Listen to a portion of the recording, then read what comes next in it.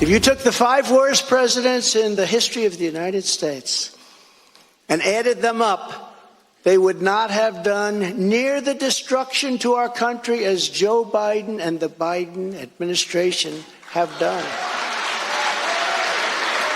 With all of this being said, and with a very dark cloud over our beloved country, I have no doubt, nevertheless, that we will make America great again. Joining me now, 2 men who were in that room as it happened, Florida Congressman Brian Mast and Congressman Matt Gaetz. Gaetz also serves on the House Judiciary Committee. All right, Congressman Gaetz, what can you tell us about how the president is feeling tonight after what was obviously a historic and ridiculous and yet somehow very revealing day?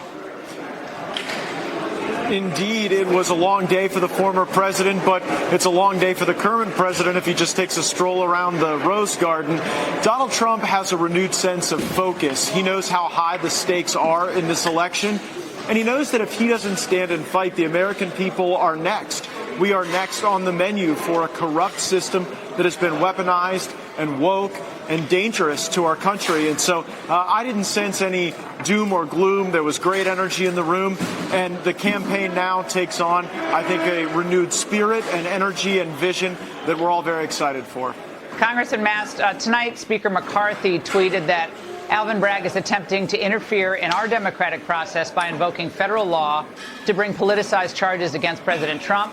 Bragg's weaponization of the federal justice process will be held accountable by Congress. Congressman Mast, what does that actually look like, holding a state DA accountable? So in a number of cases, there's been monies that have gone to the state of New York. That's one of the places that we can look at in Congress. But there's other instances of Department of Justice and other agencies that we have to look at and say they're not going to get $1 of taxpayer funding. And that has to be the way that we attack this. Well, Congressman Gaetz, when you look at the full scope of what's happened to President Trump since 2015, what message is being really told to the world about America's criminal justice system, given the obsession with, as the president said tonight, getting Trump? Until this episode, America had moral authority throughout the world to be able to push back against despots and dictators that would jail their political rivals and their predecessors. Now America enters a new era, and it's a diminished era, and it's one that I know President Trump personally deeply regrets for the sake of our country. Even if it's good politically for the campaign, you heard President Trump talk tonight about how the world would view America going forward. That is the true Biden legacy, and it's a very dark one. Congressman Mast, I believe the Democrats are going to try to ride these investigations all the way through the fall of 2024 to try to distract in many ways from how Congress aims to get laws passed, maybe it's TikTok or something else, other things that they can get some bipartisan agreement on, and hold Democrats accountable.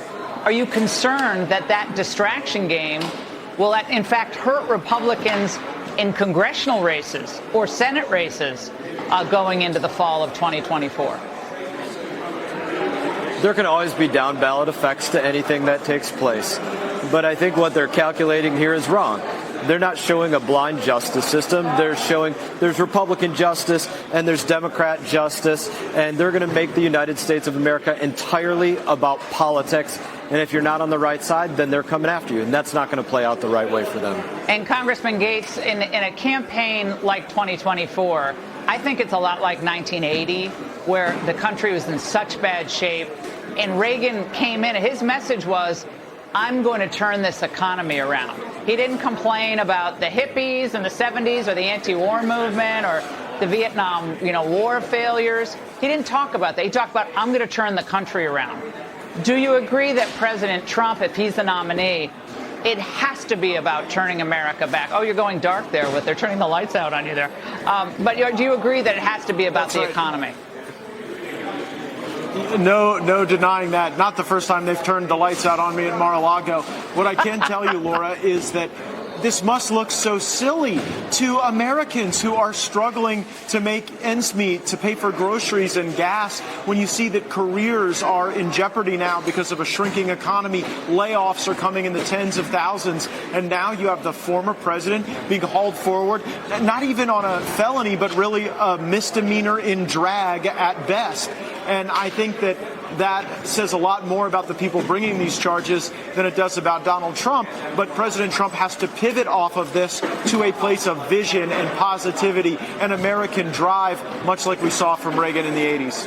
Yeah, I agree. And run on energy. When I'm president, your gas is going to go back to $2.20 a gallon, because we're going to drill where we can drill, and we're going to take the cuffs off the oil and gas industry. Congressman, thank you both.